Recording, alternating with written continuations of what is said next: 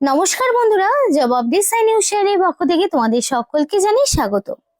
তো বন্ধুরা, পশ্চিমবঙ্গ সরকারের পক্ষ থেকে আরো একটি নতুন বিজ্ঞপ্তি জারি হলো, যেটা বিএলআরওর অফিসের পক্ষ থেকে জারি হলো। এবং যেখানে তোমরা কমেন্ট করেছিলে অনেকেই তোমাদের নিজস্ব জেলার নাম, তো এক এক করে তোমাদের কিন্তু আমি বলেছিলাম যে ভোটের আগে সমস্ত জেলা থেকেই সেই নোটিফিকেশন বেরোতে চলেছে এবং এক এক করে কিন্তু সেই নোটিফিকেশন আউট হচ্ছে।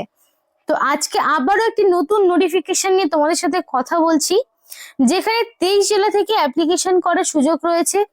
ছেলে হোক কিংবা মেয়ে, তোমরা প্রত্যেকেই আবেদন করতে পারবে। এবং এখানে তোমাদের যে রিক্রুটমেন্টটা সেটা কিন্তু ভোটের আগেই দিয়ে দেওয়া হবে। ভোটের আগে সম্পূর্ণ রিক্রুটমেন্ট কমপ্লিট করা হবে। এবং যেখানে অ্যাপ্লিকেশন করতে তোমার মিনিমাম বয়স লাগবে 18 বছর। 18 থেকে 45-এর মধ্যে তোমার বয়স হতে হবে। তো যাদের এই এজের ক্রাইটেরিয়া রয়েছে তারা অবশ্যই দেরি না করে ভিডিওটি দেখো এবং অ্যাপ্লিকেশন করার সুযোগ থাকলে অবশ্যই অ্যাপ্লিকেশন করো। কারণ এখানে তোমাদের যে সিলেকশন প্রসেস রয়েছে সেখানে কোনো রকমের রিটেন টেস্ট দিতে হবে না, অর্থাৎ কোন রকম লিখিত পরীক্ষা নেই।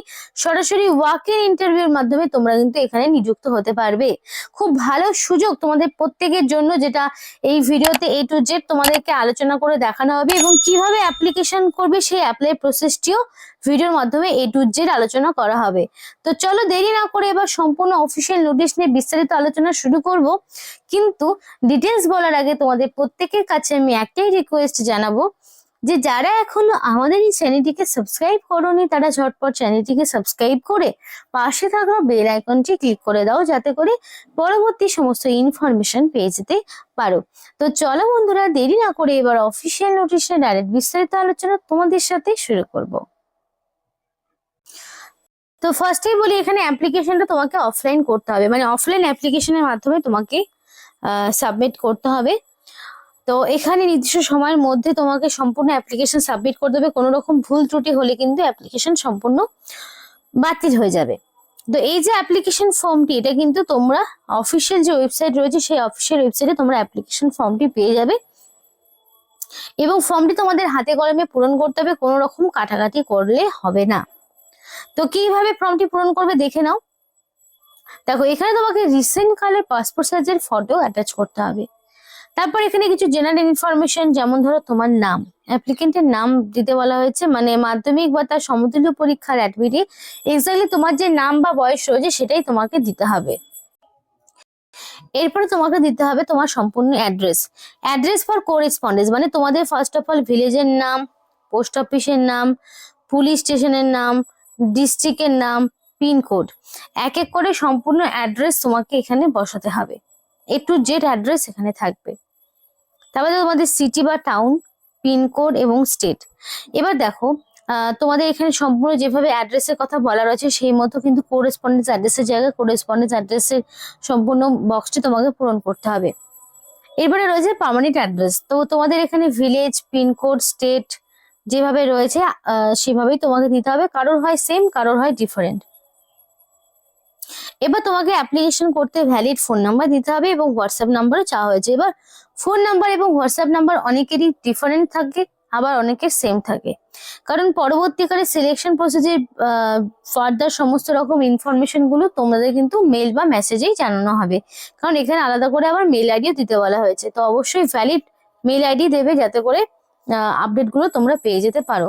ফাদার্স অথবা হাজবেন্ডের নাম, তো এখানে তোমাদের বাবার নাম অথবা হাজবেন্ডের নাম, কারণ ম্যারিড আনম্যারিড প্রত্যেকে আবেদন করতে পারবে। তো কেউ চাইলে তার বাবার নাম, কেউ চাইলে তার হাজবেন্ডের নামও দিতে পারে। ম্যারিড, আনম্যারিড এবং মেল ফিমেল নির্বিশেষে প্রত্যেকেই আবেদন করতে পারছে। এরপরে রয়েছে জেন্ডার। জেন্ডারটা মেল ফিমেল বোথ বলে দিয়েছি। ডেট অফ বার্থ তোমাকে অ্যাকর্ডিং টু মাধ্যমিক বা তার সমতুল্য পরীক্ষার অ্যাডমিটে যেই ডেট অফ বার্থটা রয়েছে সেই ডেট অফ বার্থটা এখানে তোমাকে বসাতে হবে। এবং 1/1/2026 অনুযায়ী কত বছর, কত মাস, কত দিন হচ্ছে সেই এজটাও তোমাকে এখানে দিতে হবে। মানে 1 জানুয়ারি 2026 অনুযায়ী তোমার বয়সটি কত হচ্ছে সেটাও তোমাকে বসাতে হবে। এরপরে দেখো, তোমাদের ন্যাশনালিটি দিতে হবে। ন্যাশনালিটি অবশ্যই ইন্ডিয়ান হতে হবে।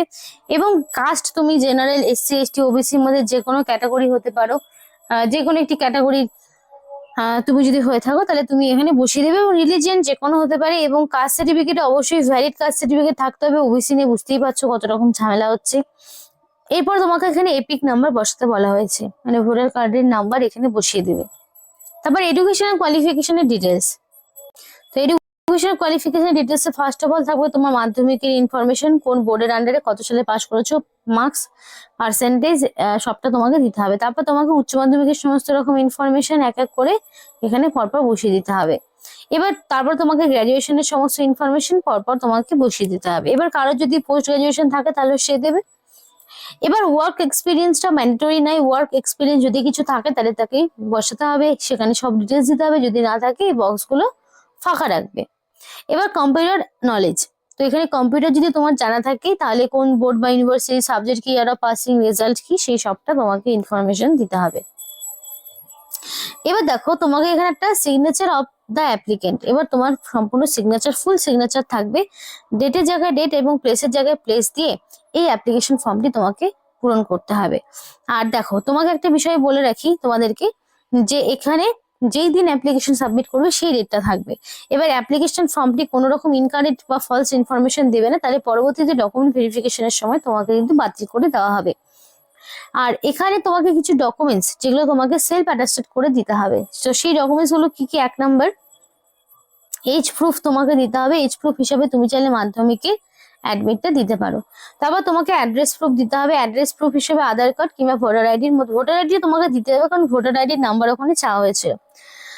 তারপরে তোমাকে কিন্তু সমস্ত রকম অল এডুকেশনাল কোয়ালিফিকেশন, মানে ধরো একদম মাধ্যমিকের অ্যাডমিট থেকে শুরু করে উচ্চ মাধ্যমিকের সমস্ত রকম অ্যাডমিট, মার্কশিট, সার্টিফিকেট, এইভাবে তোমাকে সম্পূর্ণ অ্যাড্রেস, মানে সম্পূর্ণ এডুকেশনাল কোয়ালিফিকেশনের ডিটেলস দিতে হবে। গ্র্যাজুয়েশনের অল সেমিস্টার ওয়াইজ মার্কশিট তোমাকে দিতে হবে। রিসেন্ট কালার পাসপোর্ট সাইজের ফটো তোমাকে অ্যাটাচ করতে হবে। তো এইভাবে কিন্তু সম্পূর্ণ ডিটেলস গুলো, সম্পূর্ণ তোমাদের কিন্তু যেই ইনফরমেশন গুলো বা ডকুমেন্টস গুলো, সেগুলো কিন্তু সবটাই সেলফ অ্যাটাস্টেড করতে হবে। প্রত্যেকটি ডকুমেন্টস এর নিচে তোমার নিজস্ব হ্যান্ডরাইটিং এ ফুল সিগনেচার থাকবে, দিয়ে একটি মুখবন্ধ খামে ভরে এটাকে তোমাকে পাঠাতে হবে নির্দিষ্ট ঠিকানায়। এবার এর মাঝে বলি, তোমরা ঝটপট তোমাদের ডিস্ট্রিক্টের নাম আমাদেরকে কমেন্ট করে জানাও। কারণ কি, এক এক করে সবাই তোমরা যারা যারা ডিস্ট্রিক্টের নাম কমেন্ট করেছো, আমরা কিন্তু সেই সমস্ত ডিস্ট্রিক্ট গুলো অবশ্যই ইনফরমেশন গুলো এক এক করে জানার চেষ্টা করছি। যারা এর আগে বিএলআরও অফিসের ভিডিওগুলোতে কমেন্ট করেছিল জেলার নাম, আমরা কিন্তু সমস্ত জেলা থেকে ইনফরমেশন গুলো নেওয়ার চেষ্টা করছি যে কোন বিএলআরও, মানে বিএলআরও অফিসে ভ্যাকেন্সি রয়েছে। তো তোমরাও ঝটপট কমেন্ট করে জানাও আমাদেরকে কাদের কাদের জেলার ইনফরমেশন তোমরা এখনো পাওনি। তো সেই সমস্ত ডিস্ট্রিক্ট গুলো অবশ্যই আমাদের কমেন্ট করে জানাও, তাহলে পরবর্তীতে সেই সমস্ত জেলার আপডেট গুলোই থাকবে। তো চলো দেখে নেওয়া যাক বাকি ইনফরমেশন এখানে কি রয়েছে।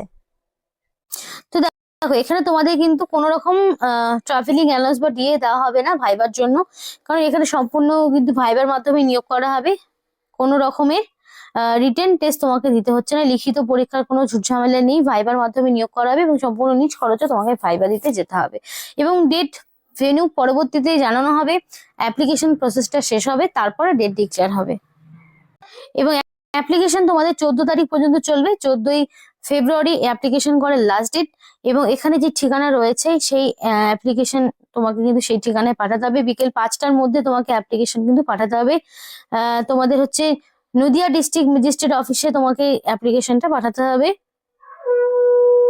এবং এখানে যে ভাইবাটা রয়েছে সেই ভাইবাটা কিন্তু 10 নম্বরে ভাইবা রয়েছে, এবং এই ভাইবাটার উপরে ডিপেন্ড করে তোমাদেরকে সম্পূর্ণ নিয়োগ করা হবে। তো এখানে কিন্তু তোমাদের প্রোটেকশন অফিসার পোস্টে নিয়োগ হচ্ছে, যেখানে 18 থেকে 45 বছর পর্যন্ত তোমাদের বয়স রাখা হয়েছে। ক্যাটাগরি ওয়াইজ তোমরা বয়সের ছাড় পেয়ে যাবে। এবং এখানে তোমাদের যে বেতনটা রাখা হয়েছে সেই বেতনটা কিন্তু তোমাদের রয়েছে 27,804 টাকা বেতন। তো খুব ভালো মানের কিন্তু একটা বেতনে তোমাদের নিয়োগ করা হচ্ছে। এবং এর জন্য তোমাকে যে পোস্টটা, যে যোগ্যতা লাগবে সেটা হচ্ছে post graduation degree in social science অথবা চাইল্ড ডেভেলপমেন্ট, সোশ্যাল ওয়ার্ক বা সোশিওলজির উপরে তোমার লাগবে। তো নিয়োগটি কিন্তু তোমাদের government of West Bengal office of the district magistrate নদিয়ার পক্ষ থেকে করা হচ্ছে। সম্পূর্ণ নতুন একটি নোটিফিকেশন, যেখানে অ্যাপ্লিকেশন করতে তোমাদের কোনো রকমের ফিস দিতে হচ্ছে না। তো বন্ধুরা, যারা এখনো তোমাদের নিজস্ব জেলার ইনফরমেশন গুলো পাওনি, সেটা BLRO অফিস হোক বা DM অফিস হোক বা BDO অফিস হোক, যারা এখনো ইনফরমেশন পাওনি তারা ঝটপট কমেন্ট করে জানাও, কারণ ভোটের আগে প্রচুর প্রচুর নিয়োগ হতে চলেছে। এবং সেই ইনফরমেশন গুলো তোমাদের যদি পেতে হয় অবশ্যই আমাদের এই চ্যানেলটিকে তোমাদের কিন্তু সাবস্ক্রাইব করতে হবে এবং পাশে থাকা বেল আইকনটি ক্লিক করতে হবে, যাতে করে পরবর্তী সমস্ত আপডেট গুলো তোমরা পেয়ে যেতে পারো। আজকের মতো এখানে শেষ করি। সকলে সুস্থ থেকো, ভালো থেকো।